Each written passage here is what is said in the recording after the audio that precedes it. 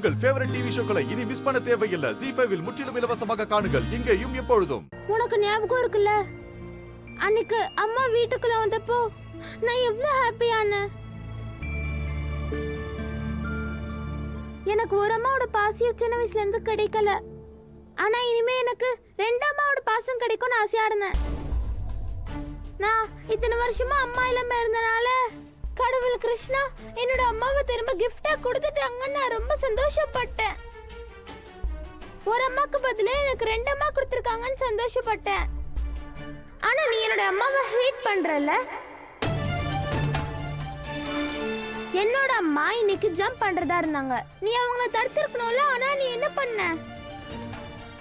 அவங்க இன்னும் ஜம்ப் பண்றதுக்கு நீ இன்னும் ஃபோர்ஸ் பண்ண.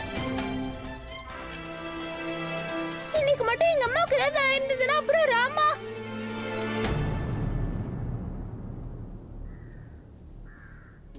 குஷி, எனக்கு நல்லா புரியுது. நீ ரொம்ப கஷ்டப்பட்ட, வேதனைப்பட்ட. ஆனா சத்தியமா சொல்றேன், எனக்கு உன்னை கஷ்டப்படுத்தணும்ன்ற எண்ணம்லாம் இல்ல. நான் உண்மையை சொல்றேன் குஷி. தயவு செஞ்சு ஒரு தடவை என்ன நம்பு. அந்த பொம்பளை உன்னோட அம்மா கிடையாது. இந்த உலகத்துல உனக்கு அம்மானா அது நான் தானே குஷி. நான் தான்.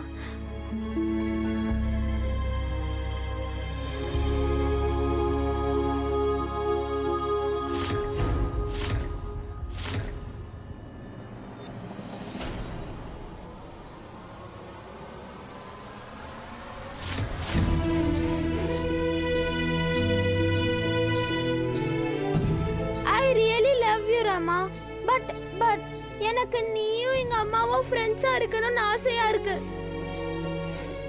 ஆனா ஒருவேளை நான் துளசி அம்மாவுக்கும் உனக்கும் நடுவுல யாராவது சூஸ் பண்ணோம்னா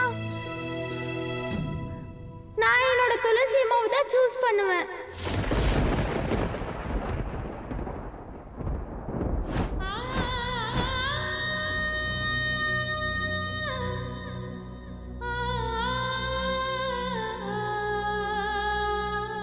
குஷி, நீ என்ன சொல்ற?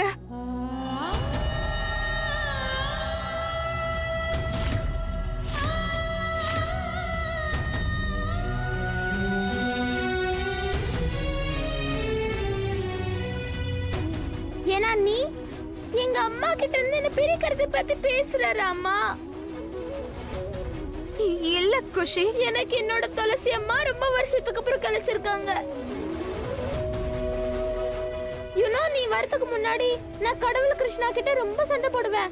என் அம்மாவை ஏன் என்கிட்ட இருந்து பறிச்சீங்கன்னு கேட்பேன். எல்லாரோட அம்மாவும் அவங்க குழந்தைங்களோட இருந்தாங்க. ஆனா என்னோட அம்மா என்கிட்ட இல்லவே இல்ல. ஆனா அப்புறம் ஃபைனலி கடவுள் கிருஷ்ணா எனக்கு என்னோட அம்மாவை திரும்ப கொடுத்துட்டாரு.